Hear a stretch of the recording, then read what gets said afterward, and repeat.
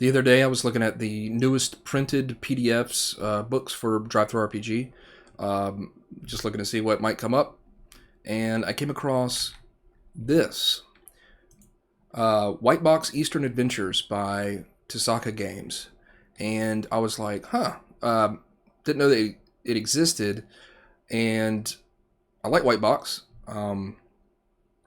And I like feudal Japan with fantasy elements into it. I played some Legend of the Five Rings back in the old day.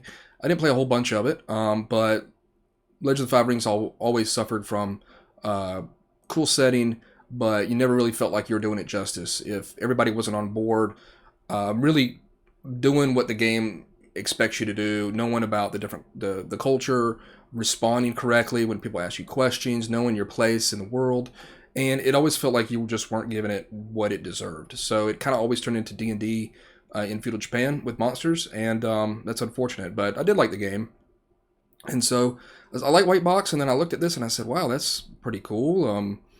Like a Legend of the Five Rings type game for White Box. So I clicked on it, and PDF is free. So I was like, "Well, let's download this and check it out." And the print is only $4.99, so that's a great deal. It's about 120 some pages, and it's written by Mark Tasaka, and he wrote it and he did the art for it. So let's take a look at it. It could be something that would be fun to run, and you can add it to your White Box collection. All right, order the PDF, the print, and I'm looking forward to seeing, getting that in the mail. But let's take a look. So obviously, let's go back to the cover. So the cover, obviously, all the art is done by Mark, and I would say he's not a professional artist, but he gives it a good shot. It's very serviceable. It shows you that you can write and draw, do the art for a role-playing book and release it and let people play it and maybe make some money off of it. And I think it's a good job. It reminds me of kind of older D&D kind of releases, maybe some fanzines and stuff like that, and it gets the job done. And if you need better art, you can always just go online, and we have that luxury now to just be able to go and find some really great art of Legend of the Five Rings or whatever you want to find. So yeah, you'll see throughout this. I wanted to spotlight a lot of his art, and I also wanted to show you a little bit bigger so we could go through it. Got a lot of pictures here to show you to go through the game. So let's just rock. Here's the character sheet, very serviceable. You can see that it's got honor, merit, family status. That's going to play a big part as it does in these type games. And a good, clean character sheet. Of course, your normal introduction, telling you a little bit about White Box and player characters, your normal stuff. And again, there's his art there. Looks good. I like the font that's used for like the chapter and getting started. Looks good. And of course, with White Box is very easy. I love the ability scores when I first started playing with it. Pretty much anything 15 and over is a +1. That's what you got to remember. If you got a 3 or a 6, you got a -1, but that's a terrible character. I wouldn't play with that. But, I mean, if you want to. And a -1's not terrible. But a +1's not super great either. So it's, it works out. I really like the way the simplicity of it. You pretty much use a D20 and a D6. And that's it. That's what Operation White Box is as well. And it's get you up and going, playing quick. So your normal stats that again, here's some of his art here. He's done some shading. I wouldn't say he's a professional artist by any stretch, but it gets the job done, I think. And he's done it with pencil there. And you can go out and make your own role-playing book. Even if if you're not, paying for art and getting art is a real tough task when it comes to making a role-playing game. And he obviously said, yeah, I'm going to draw it myself, and it works. Family status and honor. This is going to play a big part, obviously, in your character. And I like it. It's kind of cool. Like right here, if you roll 3d6, your family with a tainted history associated with cowardice or betrayal, all the way up to a legendary family, and what that's going to bring to you. He's got his own little system for that. The character classes, pretty normal stuff. 4 main character classes that you're going to know. And we're going to start off with the Bushi. Bushi are very cool. It's going to be your samurai, your warrior class. And there's 4 different fighting styles or schools. Twin blades using 2 attacks, pretty much. 2 weapons, weapon in each hand. And if you roll higher than 15, then you're going to be able to make a second attack with your offhand weapon. Pretty cool. Going to get extra attacks. Polearm spear fighting. Again, it's going to give you better armor class and bonuses to hit. And archery, bonuses to hit and damage. So that's cool. And then the death strike is pretty neat. Pretty much the higher you roll in an armor class, that you hit your enemy from 4 to 7, you get a d6 extra damage, or if it's more than 8, you get 2d6. So pretty cool little extra bonus damage there. So that would be a pretty neat fighting style that I think that people would like. Then you've got your ninja, of course. Of course, you're going to have the ninja. This is going to be, of course, your stealth character. We all know about ninjas. He's drawn some cool little pieces of their items and equipment, their skills, and their smoke bombs and caltrops and stuff like that. And then Shugenja is going to be your wizard type class. It's got some spells. We'll go past them pretty quick, but they're pretty cool. And not a whole bunch of them, but that's fine. This is white box. The Shugenja have a thing called they have a magic attack. Pretty much they have to make a roll, like an attack roll with melee or range, but they use their intelligence instead of strength or dexterity. So that's kind of cool. There are some attacks that they have some spells that automatically hit, but obviously the ones that you have to roll for might be a little bit stronger. I'm gonna probably butcher a lot of Japanese names, so I guess it's Sohei. They're the warrior monks, a divine spellcasters. Going to be pretty much your straight up clerics.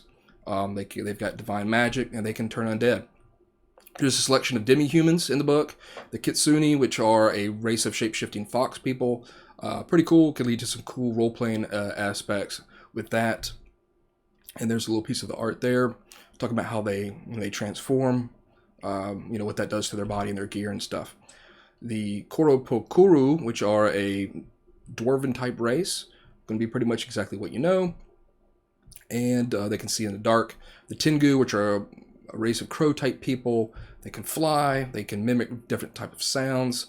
And some cool choices. Again, there's his art. I like this equipment and services section. I like how he's drawing these little pieces of equipment. The different coinage that you have in the game. And that's very helpful. Big fan of his armor stands to show the different armors. Very theme appropriate. And so you got light, medium, and heavy armor.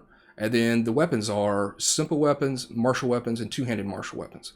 And he's gone ahead and given you some drawings there to show you exactly what they might look like. And easy damage, that's the damage there. 1d6 minus 1, 1d6, and 1d6 plus 1. So very, very much white box and very easy to use. Hirelings, of course, I like that art there. The two guys with the lamp and the lantern. And then it tells you, their fees, what type of minimum honor you have to have in order to hire them. And then, some of the different types of them. And that guy is a pretty cool dude. So we're going to go on talks about more of their morality and their loyalty that are joining when they join your group. And then a section on, of course, playing the game. Your normal stuff, exploration, how to use the two different demi-humans, doors, ability score rolls, everything you know. Roll below 20. Very easy stuff. That's a cool piece of art. I like the light kind of shining out from it. Melee damage, missile attacks, firing into melee, everything you know, pretty easy. Then your section on magic, it's going to talk about scrolls. Here's your Shugenja spells, and you can see not very many, but serviceable. There, I'll show you one little issue I have though is going to be coming up. Actually, let's go back.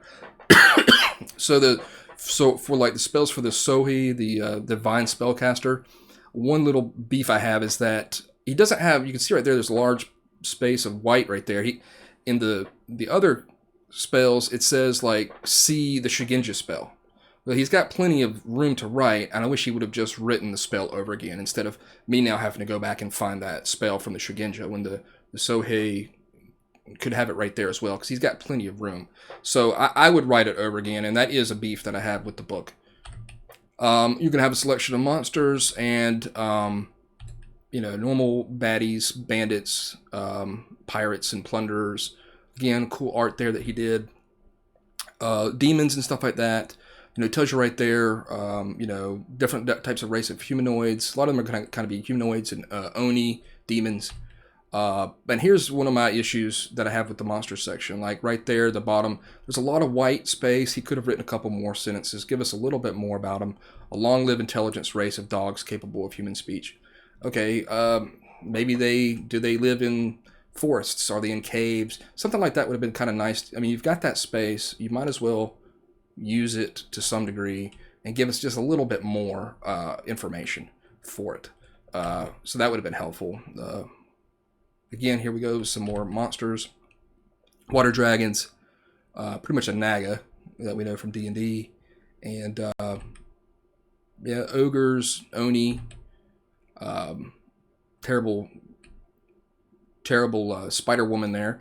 And then, of course, you're going to have your selection of undead, skeletons, zombies, and then a section here on running the game, pretty much adventures, campaigns, wandering tables, wandering counter lists, and then he's got a treasure section here with your normal typical fare of magical weapons and armor, favorite enemies for maybe able to strike down certain ones, and some unique items, but nothing very big. And of course, you could use White Box to just go get some more items and stuff from that, or any of the other White Box items, or any D&D type game, and add your own. So that's pretty cool. He's got a list of languages here for your characters to learn, and then very helpful is names. He's got given and family names, and overall, it's a complete package. Let's go back to the cover there. So yeah, there it is. A little easy pickup. It's a free PDF. It doesn't have any setting information. You could easily go and get, what I would do, and what I am going to do, is just go get a PDF or an old copy of Legend of the Five Rings, and just kind of copy some of that setting, some of that geography, and just play Legend of the Five Rings with this system. If you like OSR, you like White Box, maybe you don't want to teach your group a new system like Legend of the Five Rings. You just want to play at a convention game or just play a one-off with your buddies. I think this would be fun to try to just go and do those dungeon crawls. You don't really have to get into the problem that is, I don't know if it's a problem. It's more of just a gamer's hang-up, really, with Legend of the Five Rings, where you just don't feel like you're giving it the respect that it deserves, like I said in the beginning. Maybe you don't have to mess with that as much. Just kind of have fun, go kill monsters, and be samurai, be ninjas, be shugenja, throw around spells, and kill some cool monsters in feudal Japan. So, yeah, it seems like a pretty cool pickup. You can't beat it for free, and $4.99 for print. That's just slide right in with your White Box collection. And or just use the PDF. He obviously wants a lot of people to play it, a lot of people to have it in their hand. That's why the price is so low for it. And check it out. Of course, check out the PDF. So I hope you like this video. And again, look in the description. I've got the link for it if you want to go check it out. And the whole deal. Like and subscribe. It helps me know that you're out there, that you want more videos, and let me know what you think about this, or if you have any other suggestions for White Box, because obviously this thing kind of slipped through my radar, and it's easy to do on Drive-Thru RPG. I mean, they just go across and then they're done. You've got to really sometimes do some real hunting to find some cool stuff. So I was glad that I saw this. I thought it was new. It had actually been out a while, and I wish I'd seen it sooner. So I'll see you next time for the next video.